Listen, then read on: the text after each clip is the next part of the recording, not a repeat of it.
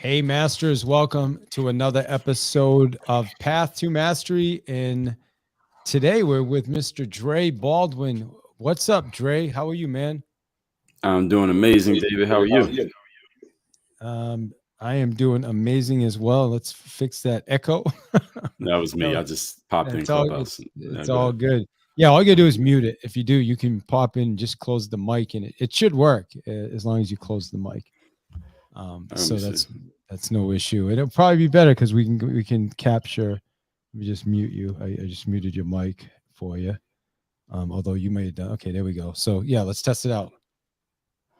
Yeah, it's just playing out loud. That's the thing. I don't have a corded mic near me, but I'll Oh, just you don't? Okay, got it. no, I Okay. don't. But we'll just Oh, go off this one. We'll go off the computer. all right, perfect, All man. right. Well, hey, first off, we'll start again. Thanks for being here today, man. Of course. Thank you for having me on. Yeah, excited to have you on, and I've been listening to you on Clubhouse for a while. We had a chance to Yeah, meet at the event a couple weeks ago. Wow, that was an amazing event, huh? it was great at BWC Dallas. You gave a great presentation on. Was that you spoke on the second day, right? I Or the spoke first on day? I think it was the first day. You spoke on the Ironic, first day. Okay, that's right. right? Was it the first day? Yeah, it I was don't because remember. it worked out better because Yeah, originally I was supposed to be the second day, but then I found out like an hour before that I was speaking the first day, yeah. and I said, "All right, let's go." But the nice thing about it was I had already spoken, so now I just got to engage with everybody about my presentation. So it actually worked out better, I think. Right. Yeah, it's better to go in and then hang out so you can soak up the everything that comes with it. Less stress too, right? Like the whole time you're stressing about your presentation. At least me. Some people may not stress, but I certainly do. Right. All right. Well, thank you for saying that, man. Your company, your book, your podcast is called Work on Your Game Inc. You are the CEO and founder of Work on Your Game Inc. Mhm. You've given 4 TED Talks and authored 33 books, a 9-year professional basketball career playing in 8 countries. Your framework is Roadmap in Reverse for professional mindset, strategy, systems, and accountability, man. Dude, 33 books. Like, holy cow. How do you write 33 books, man? In Google Docs. Yeah, I Google. mean, it's Google Docs. Just sitting down writing. Really, a lot of my books came from almost all of my books. Actually, David came from either a material that I had created that I put out as free content, and then I would just grab those pieces that made the most sense in one package and put them into a book, or I had to rewrite them, write it out and put it into a book, or it was me answering FAQs, just questions that I Mm. would get from the audience, and then I ended up making a book around it. So none of my books is like me staring at a blank screen figuring it out from scratch. It was all based on something that I'd already been talking about. Yeah, that makes a lot of sense. That's awesome. And I also want to talk about Work on Your Game Inc. What is Yeah. that? That's your podcast, your company. What does that mean exactly? Well, Work on Your Game came from the sports world. I actually first said it in 2009. I was at a 24-hour fitness gym. And at this time, all my content was basketball related, David. So all my audience were ball players. And these players just once said to me, Dre, what they would just ask about tips, advice, and help. Those are the 3 words I used to hear all the time. Can you give me some tips, some advice, some help on how to get better at basketball? And I made this video. It was about 4 in the morning at a 24-hour fitness, and I had my camera with me at the time. This is before we had cameras on our phones, so I had an actual camera. And I said in the video, listen, the reason why you players need help, the reason why you're not making your basketball teams, the reason why nobody passes you the ball when you go play is because you are on YouTube watching videos and I'm in the gym practicing. All right, this is the reason why I have skills. I'm in the gym practicing. You're out here watching TV or watching YouTube, playing Xbox, standing outside in the corner. So what you need to do is turn all those things off and go work on your game. And when I said that, people just loved that phrase. And I wasn't even trying to brand it into anything. I was just talking. And people loved that phrase so much. About a year later, I said, you know what? I need to trademark that and actually own that phrase, because that phrase can apply to anything. It's not limited to just sports. And that Mm, was about 2009. So I've kept it ever since. And then everything's been built from there. I love it, man. And one of the things that it resonates with me, and I relate. Like you have a very direct way about you, right? Like you just like kind of like Mhm. tell it the way it is, direct to the point. Have you always been that way, and is that what makes you successful? Or talk a little bit about that, like your approach. Sure. So that have I always been that way? Yes, I think I have pretty much always been that way. And no, I didn't always have the material to share. I developed the material over the years from the basketball world, then the ball players would ask about mindset, and then the mindset kind of melded my audiences between athletes and non-athletes, and then I started talking about business stuff, and that's how I got to the entrepreneur space. But I've always had that mindset. I always felt like I had a point of view that was different than what most people had. I always felt like it was kind of off the beaten path, but I couldn't always articulate it so well. I didn't always have the confidence to put it out there, and I also didn't have the credibility to have people listen to me. So all of those things developed over the years. So those three skills, the articulation, the confidence, and the credibility, those all came over time, and I feel like I'm still getting better. Mm. And what would you say helped you with that? Like, are you getting better on the journey? Is there other stuff you do? Like, how do you become more confident for people listening and better able to Mm. articulate your message? Because you're great at delivering clear, concise. I mean, people that listen to you on Clubhouse obviously know in Breakfast with Champions, Mm-hmm. right? So how did you get like that? Just a lot of practice, or what does that look like for you? Oh, several pieces, David. That's a good question. First of all, we got to be clear on what confidence is. Confidence is your ability and your belief to do something.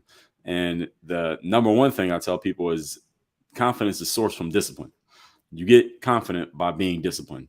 So discipline is one of the foundational pieces of what we do here at Work on Your Game. And I call it the willingness to show up every single day and do the work. And that's what I did back in the basketball days. I initially built my audience by putting out videos every single day. And I still put out content every single day. And because I was putting out content every day, David, I got that proverbial 10,000 hours of practice. So I was speaking on camera, even though it wasn't to an actual human. I was speaking on camera every single day since I was putting out content since 2005. I started doing it daily in 2009. So it's 2023, 14 years straight. I've been putting out content every day. So that's the practice part. That's the 10,000 hours. And then it was also building the confidence, just knowing what I was talking about. And I tell people, if you want to speak on the subject and be an expert, first of all, you got to talk about something you care about and that you know about. You have to have some knowledge. You have to have some passion, and just speak from the angle in which you can give people something of value. Give people something they haven't heard before. Are you adding to the silence? So I like to say to people, are you saying something that is being added to the conversation, or are you just regurgitating what we've already heard? So those three pieces, like I said a moment ago, your previous question, I've always known that I had some perspectives that were different from most people. So I knew it would stand out once I could get it out there.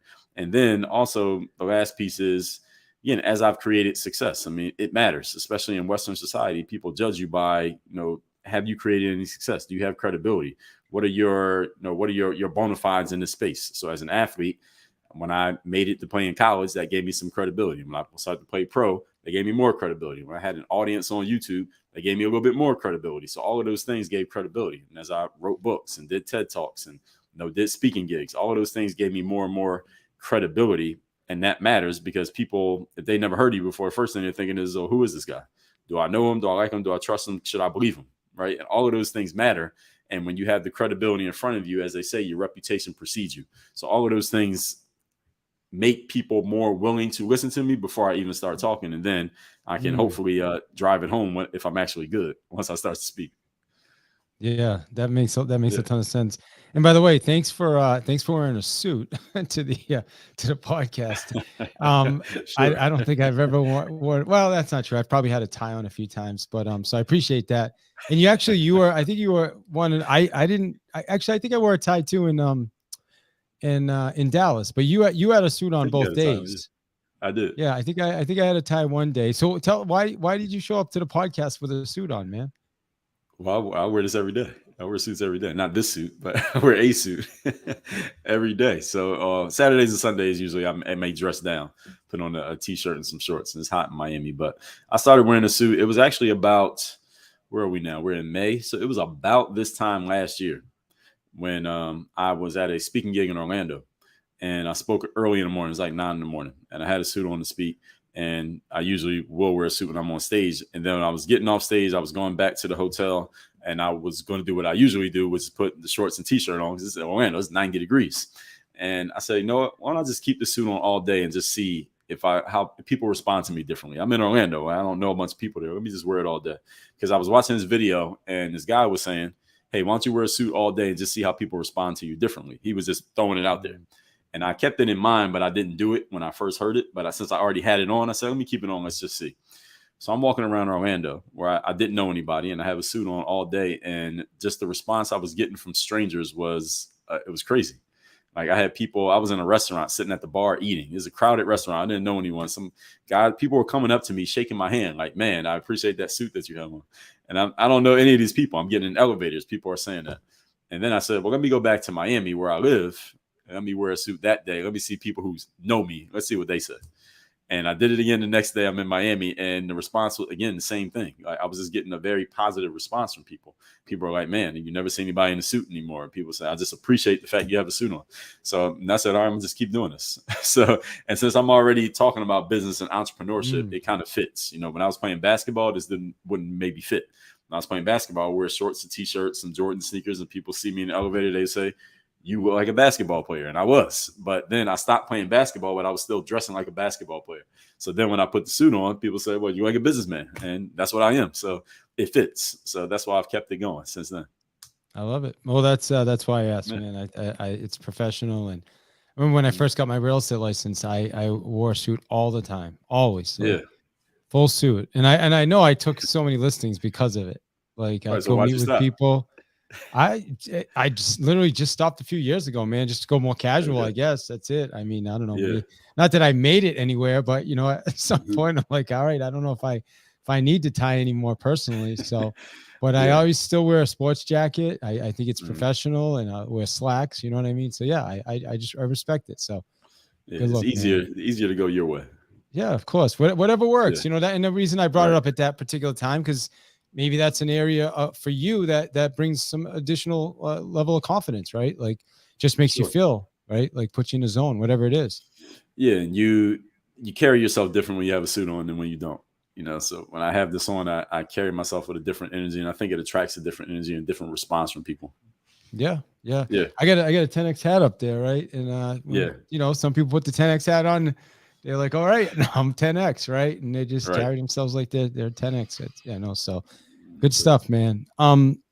Talk to us about you know, something you said earlier, which with the discipline and you know the ability to show up daily. Been running a community for the last couple of years, real estate agents, and the amount of people that are willing to show up daily over time. Like in the beginning, you know, people can do it.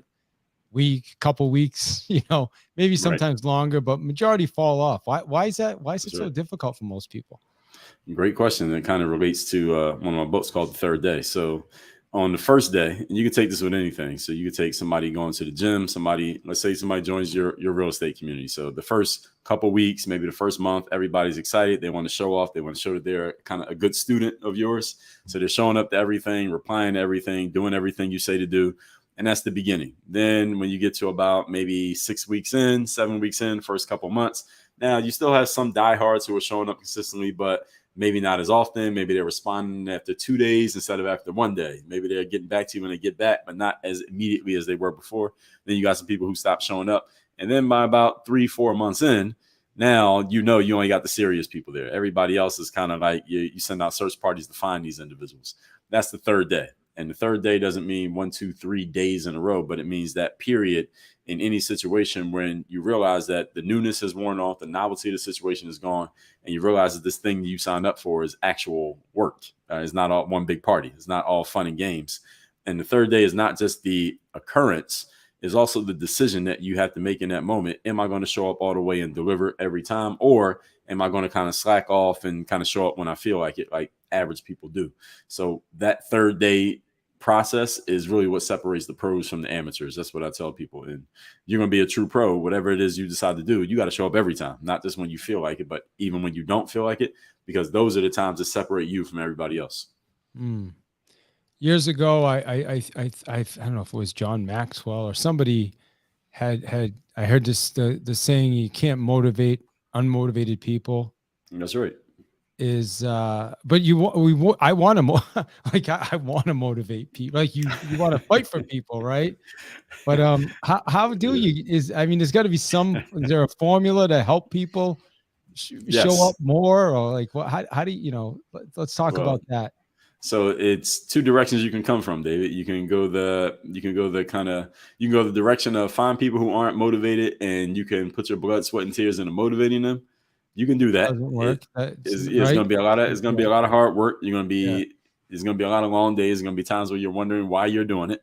And the other direction is you can go find people who are already motivated and just give them more of what they want. So you can basically preach to the choir. So it's just a matter of what kind of work do you want to do. The motivating people who are not motivated, I call that that's like business social work. All right, if you want to do it, you want to do that, you can do it. Or you can serve the people who are already looking to be served. And it's a lot easier. There are fewer of them, but you can get a higher return on investment because you don't have to give as much time and effort, but you get a higher return from those people because they're already producing. So they're already going in the direction that you want to take them in. So you don't have to convince them to do anything. They already want to do it. Yeah. Yeah, that's for sure, man. I've spent a lot of energy in the past trying to help people become motivated. The only thing that happens is I get frustrated and Exactly. And they they're get mad at you. frustrated Right. at the Because same you're trying to time. make them do something they don't want to do. Right. So it's not even worth it. Right. No, you're absolutely right. So what else makes, like somebody comes into your environment, right? Work on your game. Who are the people that succeed in that environment? What are you looking for? Oh, great question. And three things I'm looking for: people who are very coachable, very committed, and they're willing to get uncomfortable. So coachable means understand I come from the sports world, David. So in sports, every high level professional has a coach. We all have coaches. Why? Not because we don't know how to do things, not because we're not good. We're the best. The reason we have coaches is because the coach is there to make sure that everybody stays on point, everybody's held accountable, and if there's any slippage, the coach catches it. Even to this day, I don't play professional sports anymore, but I go to the boxing gym. I'm not trying to be a boxer, but I go to the boxing gym and I have a coach and he catches me on my slippage. And it's easy to catch slippage because I'm not a pro at boxing. So there's plenty of slippage. All right. He catches that stuff and he points it out, holds me accountable for the things that I'm supposed to do. That's how you get better in anything. And then when it comes to committed, this is about being resourceful even when you lack resources. And what we say over here is the 51-49 rule, David, which means you must own a majority stake of your goal. So even if I'm the coach, you're the one being coached, you still own 51% of the outcome, because at least 51%, because your goal is not my goal, it's your goal. So you should be caring more about it than I do. And this goes back to your previous question. If I'm working with somebody and they have a goal and I'm the person who's helping them, look, I shouldn't have to call you every time. You should be calling me. Like, hey, Dre, I did that. What do I do next? All right, that's done. What's the next thing? What's the next thing I need to do? You should be calling me. I shouldn't have to call you every time if you're serious about your goal. And the third one is you're willing to get uncomfortable. I mean, we all understand the concept of the comfort zone. We've heard of it. And all the growth is when you step outside of what you're comfortable with. So as long as you're willing to get uncomfortable, then you have the potential to grow. But anybody who's not willing to get uncomfortable can't grow because they're not willing to step outside of what they're used to. So those three things. So committed, coachable, and the ability, the willingness to to become uncomfortable, get uncomfortable. Exactly. That's right. Okay. And talk about the 51-49. I would have thought it'd be higher. Well, no, actually, as I think about it, you as a coach, you do want to be committed to your client's success, but you're not doing the work, right? Like that's the coach right. is not doing the work. So talk about the 49, how the 49-51 works. Yeah, well, I call it 51-49 because 51-49 is just, we're dealing with whole numbers. That's the baseline for you to have majority ownership. That's why it's 51-49. Ideally, it'll be 99-1, right? So okay. People who are serious. But I mean, 51-49 is the least amount that you can own if I'm helping you. You get what I'm saying? Fair enough. Yeah, that's what threw me off a little bit. But okay, that makes sense. Man, I wrote a lot of notes here. By the way, we're on Clubhouse. Wow, we got a bunch of people on there. It's awesome. So we will be opening it up for questions in probably like 6 or 7 minutes. So if you have a question, raise your hand. Feel free to come up and we'll get you into the conversation. And also you can watch this episode live. If you're listening right now on audio, you can watch it live on YouTube. Just go to YouTube, and my channel is David Hill Coach. Speaking of coaches, that's my YouTube handle. So David Hill Coach. All right. So Dre, back to you, man. I always ask my guests, what is the one question to make sure that I ask, and yours was, what's the key to mastery? So talk to us about that. And my podcast is called Path to Mastery, so I'm looking forward to hearing your answer. The key to mastery, if it was just one thing, the key to mastery is getting access to someone who's already mastered, someone who's already a master, and studying at their feet, as they say. So getting that person who has already achieved the outcome that you're looking to achieve, and you, for however you need to, getting access to that individual, and then just learning what they know. So they call that modeling, and is actually the fastest, is the most efficient way to get to any outcome. And the challenge for a lot of people is they do things very inefficiently, trying to do everything on their own, or just amalgamating information they find over the internet or through books or social media, and then hoping they can figure it out that way. And if you got the right timing, the right talent, and get lucky enough, maybe you can, but it takes a lot longer to do it. So the key is getting access to someone who already figured it out. So you want to go somewhere, you want to do something. Your thought is find somebody that has already done it. Yeah, exactly. And what, hire him as a coach or somebody that's already coaching? Like what it can be several different levels. There's several different levels you can go to. So let's say I wanted to learn what you've mastered, David. I could first listen to your podcast. It can let me dip my toes in. If you have a book, I can go buy your book. Maybe that costs me $20. If you have a course or a program, maybe that costs me $300, $500. If you have coaching, it might become high ticket, but I can ascend. And I can go different levels depending on what you have available. But I want to get into the world of the person who has already figured it out. And what I like to tell people is you got to choose your mentors. You got to choose your experts in whatever subject, because there are so many people out there speaking about every subject. There's no one person talking about any subject. There's a bunch of people. So you got to pick who are your experts in each area. And then you just go deep into all of their stuff. So anybody who's a true expert, they have plenty of stuff that will keep you occupied as long as you keep consuming. So figure out who's that person, and then you just go into their world. And as you see what they have going on, you go deeper and deeper, and you just make your investments. So yes, it can be coaching. It could be their book. It could be their course. It could be their mastermind, their event, whatever they have going on. Yeah. And I hate to say this, but a lot of times it's not just hearing them on Clubhouse, right? Like, right. You hear a lot of people on Clubhouse, and a lot of people sound good on Clubhouse, but then when you go out and nothing against Clubhouse, man, I'm a fan of Clubhouse, but definitely just got to pay attention. And I think you said it right, because you should be able to look at them on social. They find information, right? Like, is that what you're doing? Like, you're researching as well? Yeah. Well, you can research them. It depends on where people are, because people are in different seasons, David. So, for example, there's somebody who may come across my material today, and they'll consume my material for 2 or 3 years before they ever make themselves known to me, because maybe when they first came across me, they didn't feel like they had a need, or maybe they didn't feel like they could do whatever it is that I had going on. Maybe they looked at, all right, this guy has a coaching program, but I don't know what the price is, but I don't think I got the money. So they won't even reach out to me, but they'll consume my podcast for 2 years. Then when they feel like they have the money, they'll reach out to me and say, all right, I got the money now, Dre, what you got? Right. So it depends on the season that person is in. Now, at the same time, somebody might come across, let's say, your stuff, and they're ready to do something like right now. Like, they're ready to do something yesterday.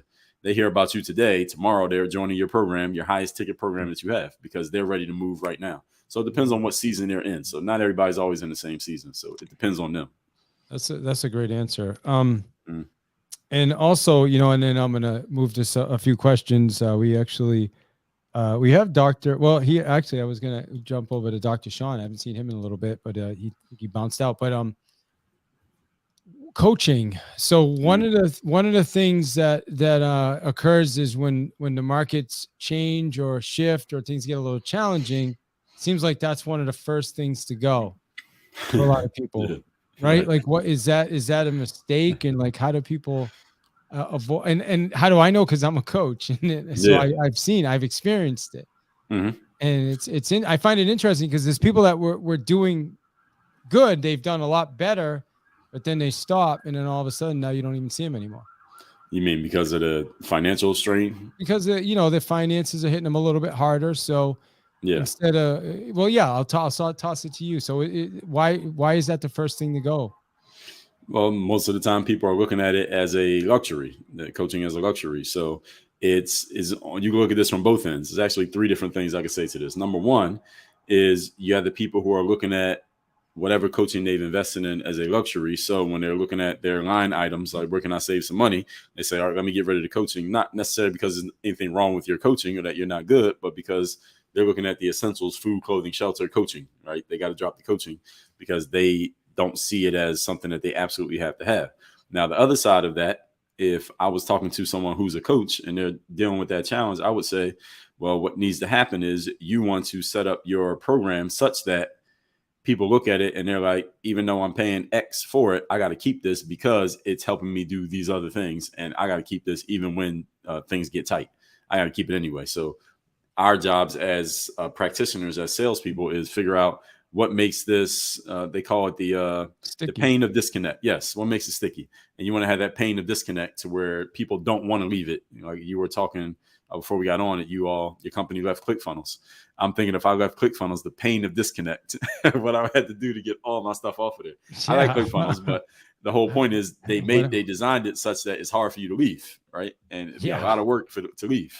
I'm sure it was for you. That's what we're dealing with now. Yeah. Yeah, exactly. And then the third thing is, as another thing for the salesperson, because over here at Work on Your Game, we always bring it back to number one, person in the mirror. And that would be getting yourself higher level people in your world such that when things get tight for the masses, it doesn't get tight for them. So basically people who have more money. So you don't have that problem. Yeah, great tips. Absolutely. Yeah, I mean, listen, I take full responsibility myself. I'm always, always look at myself first. Like, what can I had somebody a few weeks back. Actually, I don't even, well, it was during the event. I lost like 6 clients, somebody that I was kind of partnered with. We split up. He reached out to all the clients. He was able to get 6 people to move with him. And so at first I got really, really upset, but then I just says, shit, like, even though he kind of initiated, he brought him. So I could look at that like, well, he's the one who kind of brought him in the first place. Or I could say, who cares that he brought him? If my coaching was so good, it would have been like, they would have been like, listen, I'm like, no matter what, I'm not leaving. Right. Yeah. Like that's the next level. Make it so that it's like, I don't care where they came from. They're like, shit, I got to stay here. Right. So for me, then I can take full responsibility. Yeah, you could also, if you partner with somebody else, put it in the contract that if they leave, they can't take the clients. Or they got to pay you. That's the next level too. Amen. All right, good stuff. Well, let's see. Do we have any? Glenn, actually, we got 10x Glenn on the stage. So Glenn, hey, you got any questions for Dre? Well, first of all, I want to say thank you because all the information that you guys are providing is super powerful. I did hear something that it got my attention, and it was about what he just said about coaching right now. Like what you guys were talking about right now. Like it seems like the first thing that goes is the coaching, but like when you make it and correct me if I'm wrong, Dre. When you make that disconnection like painful, like, nah, listen, I gotta have this because it's helping me to do this and do this and do that. But if you don't create that connection, most likely they'll drop off very easily. That's right. Even if they don't have financial issues, they may drop off because they're just like, well, why am I paying this $1,000 or $100 or $500 or $2,000 a month? Because they've gotten everything they felt like they needed and they don't understand what they're missing. So that's our jobs as practitioners to make sure they understand why they got to stay. I love that, man. I appreciate your time. And also, David, thank you for the opportunity. This is awesome. Yeah. Thank you, Glenn. I appreciate you, man, always popping in. And so something else with the coaching, back to that topic though, like what I feel like sometimes, when it's easy, like I work with a lot of real estate agents, right? So when it's easy, you can put in a little bit of effort, more effort than the averages, right? And you can get results. But I think when the market starts to change, which is what's happened, which is cycles, then the work becomes harder. Like there's more effort required, Dre. There's more work.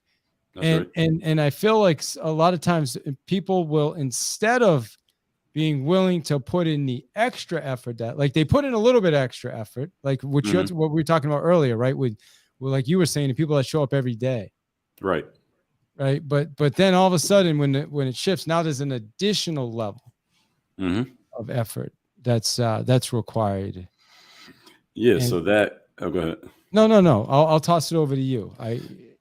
Yeah, so that there, when it requires that additional level, first of all, you're going to find out who the true pros are, like who is a real professional here, who's just dabbling, right? Because I don't know the real estate market nearly as well as you do, but I would guess that when it's easy, you could kind of do real estate on the side, right? Real estate on the side, and you can make money, right? And be okay. But when the market it shifts and it's not as easy, you got to be a real pro and you got to be putting full-time effort into the job. And the people who are just dabbling, they can't give a full-time effort because they were never given it in the first place. They're not conditioned for that, and they're not ready for the work. They don't know what it is like to go through the work. And as they say, good times make for weak people, soft people, and then soft people make hard times, and hard times make strong people. So it's just a matter of when did somebody come in the game. So sometimes it can be a curse to come in the game when it's easy because you never learn what it's like to do the hard work. You only know how to do the easy work. So when it gets hard, you're not ready to do the hard work, and then you fall off.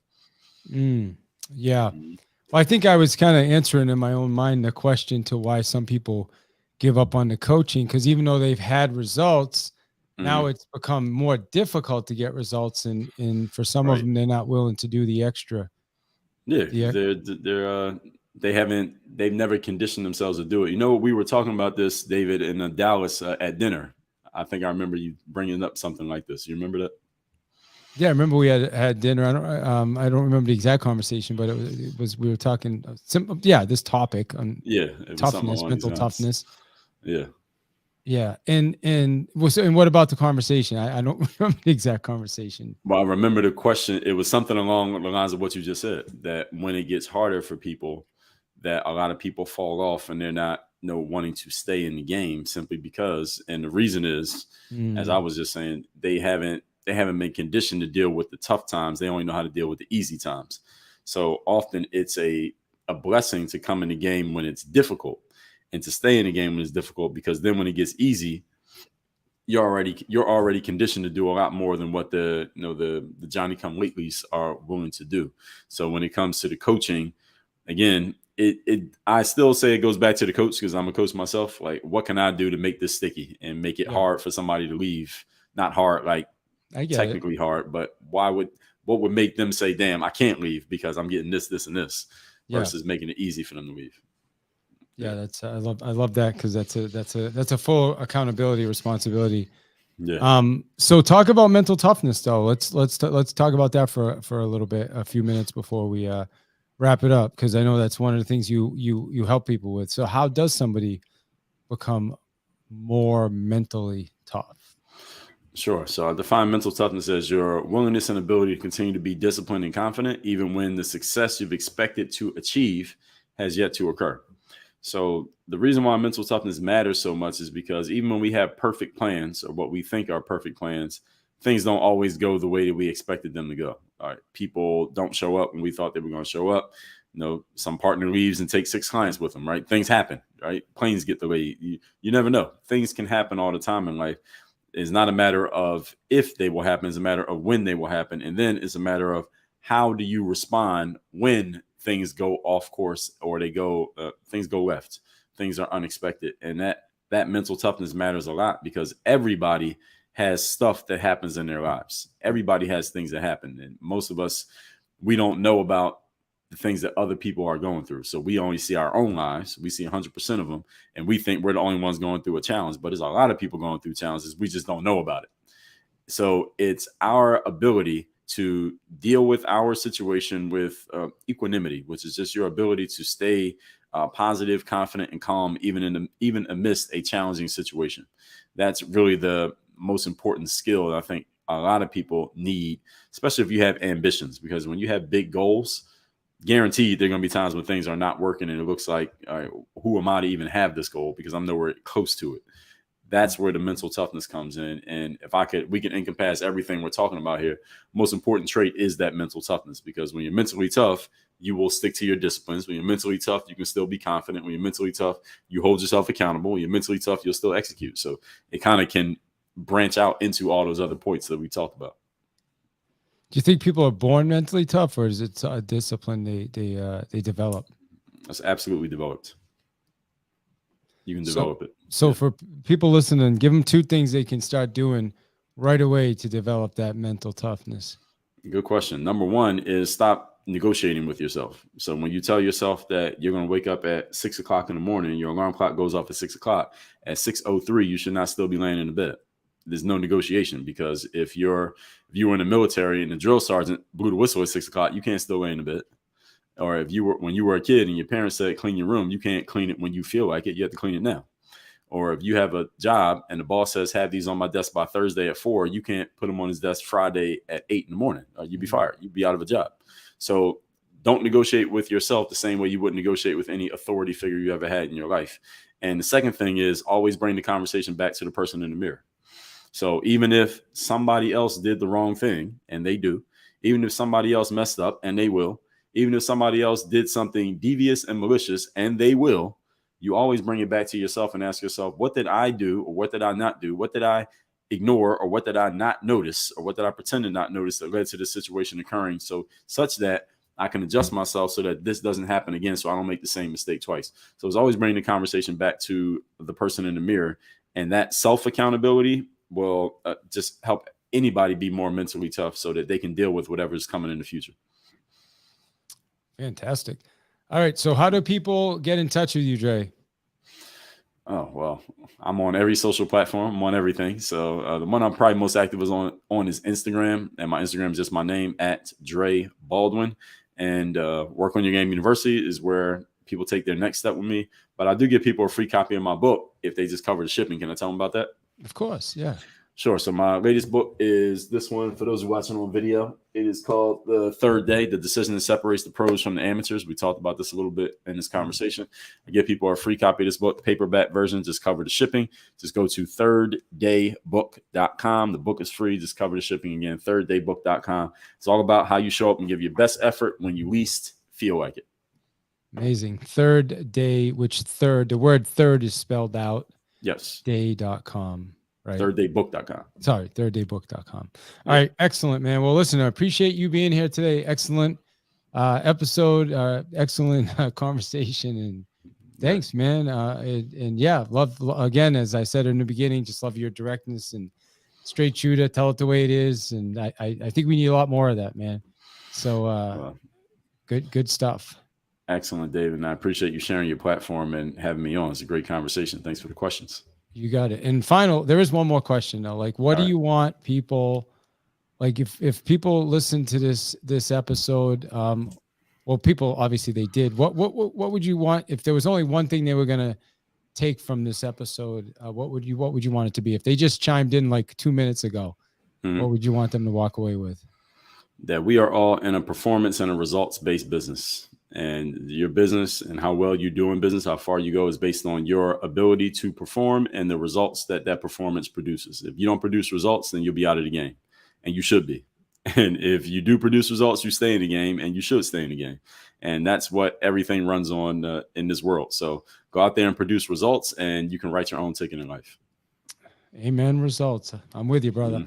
All right. Appreciate you, man. Thanks again for your time. All right. Thanks, David. Appreciate you.